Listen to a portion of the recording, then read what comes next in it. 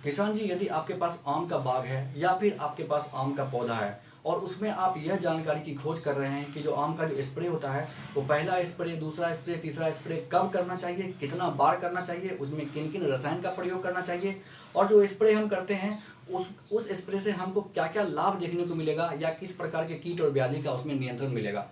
और एक चीज़ आपको यह भी बता देते हैं कि जो भी रसायन हम आपको इस वीडियो में बता रहे हैं आप पता कर लीजिए, मोबाइल में सर्च कर लीजिए या किसी से जानकारी, साइंटिस्ट वैज्ञानिक से जानकारी ले लीजिए।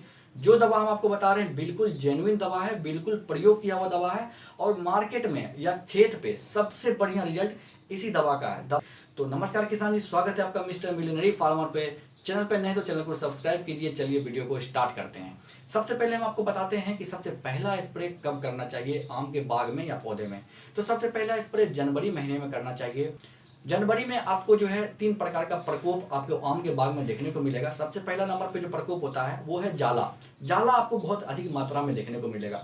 दूसरा होता है लाल चींटी का प्रकोप। जब आप आम के बाग में जाएंगे तो बहुत सारे आम के पौधे पे आपको लाल चींटी का घोंसला या घर दिखाई देगा। और तीसरा होता है फुदका कीट। फुदका कीट जो है ये उड़ने वाले होते हैं और ये हजारों की संख्या में पौधे पे आक्रमण करते हैं, उसका रस चूसते हैं, पत्ते को सुखा देते हैं और पूरा पौधा जो है काला पड़ने लगता है। ये तीनों के लिए हम आपको अब रसायन बताते हैं। तो रसायन के लिए जो है डेल्टा मेथिलीन 100 ईसी जो है ये आपको लेना है। इसकी कितनी मात्रा लेना है तो 0.25 ml की मात्रा लेना है प्रत्येक 1 लीटर पानी में। ये आपको मार्केट में जो है देसिस के नाम से बिकता है, बायर कंपनी की देसिस आती है। इसके साथ साथ आपको एक रसायन और इसमें मिलाना है, वो है आपको प्रोपिनेव नाम की आती है। प्रोपिनेव की जो है 2 ग्राम की मात्रा लेना है प्रत्येक 1 लीटर पानी में। और ये जो है आपको प्रोपिनेव ये एंट्राकोल के नाम से ये भी बायर कंपनी की आती है, मार्केट में आपको उपलब्ध है। तो ये था हमारा आपको पहला स्प्रे। दूसरा स्प्रे कब करना चाहिए तो दूसरा स्प्रे जो करना चाहिए वो फरवरी महीने से लेकर के जो है मार्च महीने के बीच में करना चाहिए। यानी आप ऐसा समझें तो ये बौर निकलने से जस्ट यानी तुरंत पहले की अवस्था होती है, फरवरी से मार्च महीने के बीच। तो इसमें जो है आपको क्या क्या चीज़ का प्रकोप देखने को मिलता है और क्या क्या चीज़ आपको चाहिए स्प्रे करने से।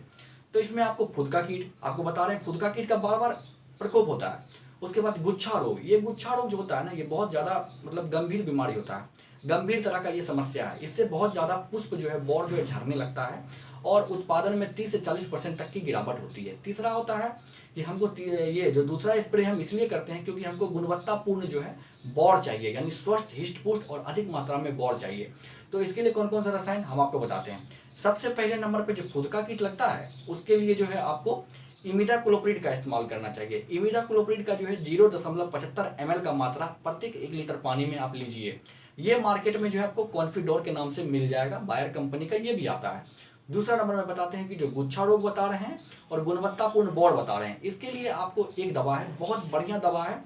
इसका नाम है शॉर्ट में NAA, जिसको नेप्थिलीन एसाइटिक एसिड बोलते हैं। और ये नेप्थिलीन एसाइटिक एसिड जो है ये आपको 10 लीटर पानी में जो है प्रत्येक 3 ml का मात्रा डालना चाहिए। समझिएगा, 10 लीटर पानी लीजिए और उसमें सिर्फ 3 ml NAA डालिए।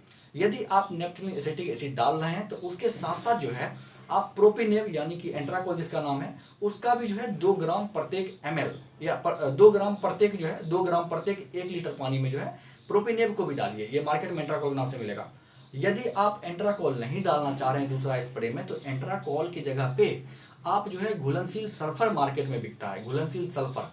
तो घुलनशील सल्फर जो है आपको 80 WP वाला ये जो है आपको 5 ग्राम प्रत्येक 1 लीटर पानी में घोल करके जो है पौधे पे स्प्रे कीजिए और पूरा पौधे को भिंगा दीजिए, पत्ते की धुलाई कर दीजिए। तो ये था हमारा दूसरा स्प्रे। जब आप करेंगे तो आपको बहुत अच्छा रिजल्ट देखने को मिलेगा। किसान जी अब बताते हैं आपको कि तीसरा स्प्रे कब करना चाहिए और किस स्थिति में करना चाहिए। तो देखिए ये जो तीसरा स्प्रे होता है ये मध्य मार्च यानी 15 मार्च से लेकर के 15 अप्रैल महीने के बीच में करना चाहिए, ठीक है। यानी आप ऐसे समझें कि जब आपका जो आम का अमिया होता है यानी कि आम का टिकुली होता है वो मटर के दाने की अवस्था में हो जाता है, यानी कि मटर का दाना जितना बड़ा होता है उतना ही बड़ा आपका अमिया भी हो जाता है।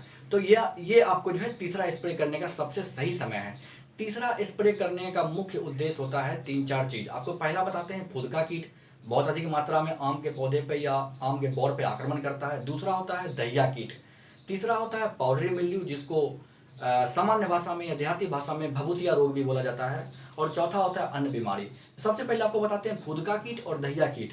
इन दोनों के लिए सबसे बढ़िया दवा जो है वो है आपको बीटा सैपर फ्लुथ्रिन नाम का एक टेक्निकल साल्ट आता है, रसायन आता है बीटा सैपरफ्लुथ्रिन, और इसी में मिला हुआ रहता है इमिडाक्लोप्रिड। इसका जो है आपको 0.75 ml लेना है, 0.75 ml प्रत्येक 1 लीटर पानी के घोल में तैयार करना है। ये मार्केट में आपको सोलोमोन के नाम से मिलेगी, बायर कंपनी की।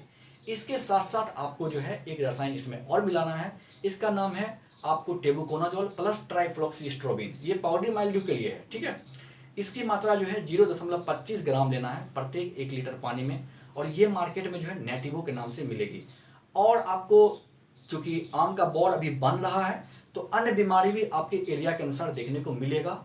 तो अन्य बीमारी के लिए जो है आपको जो नेफ्थलीन एसाइटिक एसिड है, जो कि प्लेनोफिक्स के नाम से मार्केट में मिलती है, इसकी जो है प्रत्येक 10 लीटर पानी का जो घोल है उसमें आप 3 ml की मात्रा प्लेनोफिक्स का मिला दीजिए, और आप जो है आम के बौर पे स्प्रे कीजिए। आम के बौर पे और आम के पत्ते पे और कोमल जो डंठल है उस पे स्प्रे करिए। इन सभी चीज़ों से आपको बिल्कुल निजात मिलेगा।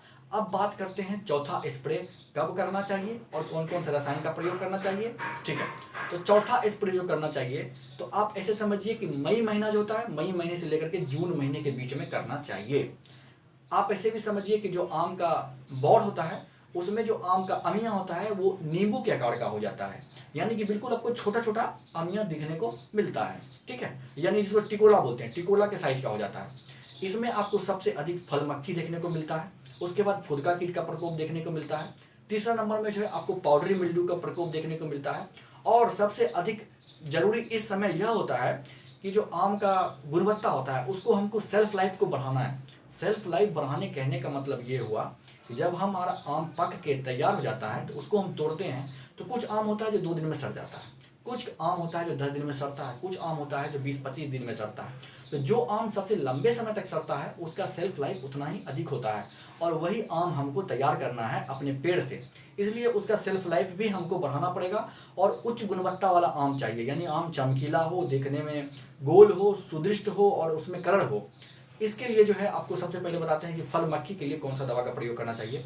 तो मेलाथियन नाम की एक रसायन आती है, मेलाथियन की मात्रा जो है आपको 2 ml लेना है।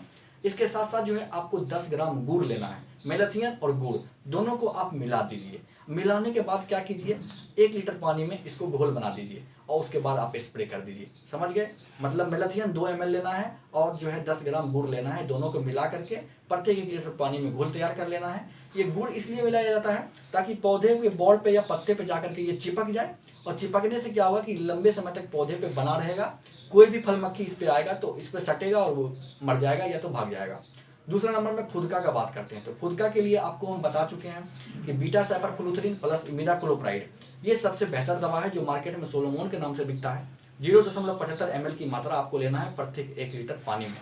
उसके बाद बात करते हैं तीसरा नंबर में पाउडरी मिल्ड्यू का, जिसको भभूतिया रोग भी बोला जाता है, और सेल्फ लाइफ बढ़ाने के लिए और उच्च गुणवत्ता के लिए। तो इसके लिए आपको एक दवा हम आप बताते हैं। ये दवा का जो टेक्निकल नाम है, इसका नाम है फ्लियोपायरम, ठीक है, फ्लियोपायरम। और इसी फ्लियोपायरम में मिला होता है टेबुकोनाजोल। इसकी जो मात्रा आपको लेना है 0.5 ml की मात्रा लेना है प्रत्येक 1 लीटर पानी में, इसको घोल तैयार करना है। और ये जो है मार्केट में बायर कंपनी की आती है लूना एक्सपीरियंस के नाम से, ये आपको मार्केट में इजीली अवेलेबल हो जाएगा। तो ये हमारा चौथा स्प्रे खत्म हो गया। किसान जी अब बात करते हैं पांचवा स्प्रे का, कि पांचवा स्प्रे कब करना चाहिए। तो पांचवा स्प्रे जो है जुलाई महीने से लेकर के अगस्त महीने के बीच में करना चाहिए, या फिर आप ऐसे समझिए कि जब आपका आम जो होता है वो पूरा अच्छे तरीके से बड़ा साइज में हो जाता है, परिपक्व हो जाता है, और उसके अंदर का जो गुठली होता है यानी बीज होता है वो बिल्कुल ठोस हो जाता है, यानी उसको जब आप दांत से दबाएंगे तो वो बिल्कुल ठोस जैसा आपको महसूस होगा। तो आपका पांचवा स्प्रे जो है उसी समय करना चाहिए। पांचवा स्प्रे में मुख्य रूप से फुदका कीट का ध्यान रखा जाता है और पाउडरी मिल्ड्यू का ध्यान रखा जाता है, और हमको आम जो है वो बहुत ही उच्च गुणवत्ता का चाहिए और सेल्फ लाइफ को बढ़ाने के उद्देश्य से स्प्रे किया जाता है। तो फुदका कीट के लिए जो है आपको डेल्टा मेथ्रिन 100 EC का जो है आपको प्रयोग करना है। 0.25 ml की मात्रा प्रत्येक 1 लीटर पानी में घोल तैयार करना है। ये डेल्टा मेथ्रिन जो है मार्केट में डेसिस के नाम से बिकता है। इसके साथ साथ जो है थियोकार्ब को भी आपको मिलाना पड़ेगा। थियोकार्ब जो है आपको 75% WP वाला जो है 1 ग्राम की मात्रा लेना है प्रत्येक 1 लीटर पानी में घोल तैयार करना है। ये जो है आपको मार्केट में लार्विन के नाम से बिकता है, ठीक है। अब बात करते हैं पाउडरी मिल्ड्यू के लिए सेल्फ लाइफ बढ़ाने के उद्देश्य से तथा उच्च गुणवत्ता वाले आम की प्राप्ति हेतु जो है हमको जो है फिर वही फ्लायोफायरम प्लस जो है टेबुकोनाजोल 0.5 ml की मात्रा लेना है प्रत्येक 1 लीटर पानी में घोल तैयार करना है और ये मार्केट में लूना एक्सपीरियंस के नाम से मार्केट में मिलती है। तो किसान जी ये था हमारा पहला स्प्रे से लेकर के 5 स्प्रे तक। देखिए एक छठा स्प्रे भी होता है, बहुत सारे वैज्ञानिक बोलते हैं कि छठा स्प्रे भी करना चाहिए, लेकिन यदि 5 स्प्रे करने के बाद आपके पौधे पे वापस से किसी प्रकार का कीट या किसी प्रकार की बीमारी का प्रकोप देखने को मिलता है तो जो आपका चौथा स्प्रे है उसी को आप दोहरा दीजिए छठा स्प्रे में। वैसे कभी आवश्यकता ज़्यादा नहीं पड़ती है, लेकिन यदि ज़्यादा कीट पतंग है तो करना चाहिए। ये आशा करते हैं वीडियो आपको अच्छा लगा हो। यदि वीडियो अच्छा लगा है दबा के वीडियो को लाइक कीजिए, चैनल पर नए हैं चैनल को सब्सक्राइब कीजिए। मिलते हैं आपसे नेक्स्ट वीडियो में, तब तक के लिए हमें इजाज़त दीजिए। जय जवान जय किसान।